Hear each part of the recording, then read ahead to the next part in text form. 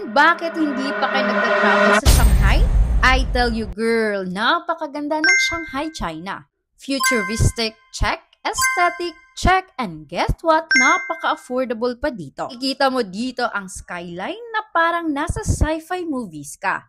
Street food na for only 100 pesos ay mabubusog ka talaga. And eto pa, sobrang dami ng mga free attractions dito sa Shanghai, China. Kaya kung hanap mo'y budget-friendly pero bonggang DIY itinerary dito sa Shanghai, China, watch this video till the end. And this is our 6 days itinerary sa Shanghai, China. Day 1 is arrival day and nag-check-in agad kami sa Golden Tulip Hotel. Prime yung location, sobrang lapit sa Dubon.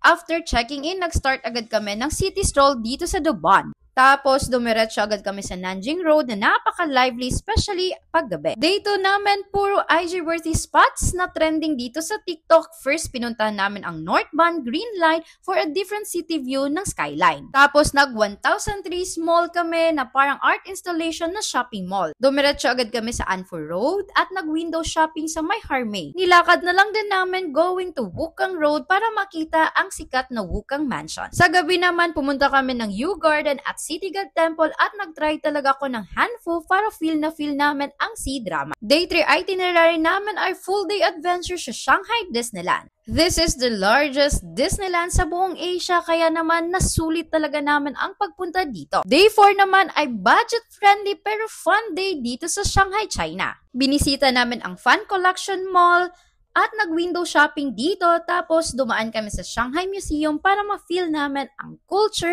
and history ng Shanghai.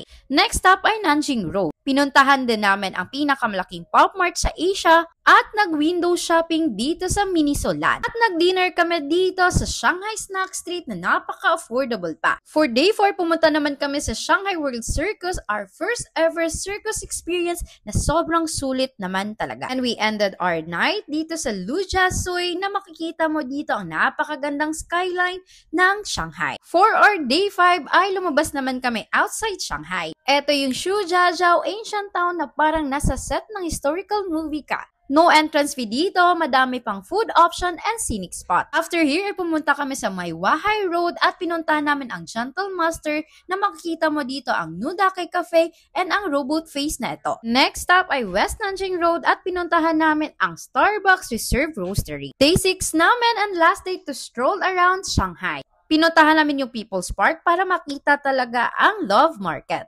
And then since free time na namin ay nagpunta agad kami sa Nanjing Road at sinilip namin ang White Rabbit store na cute at madaming merch na binebenta.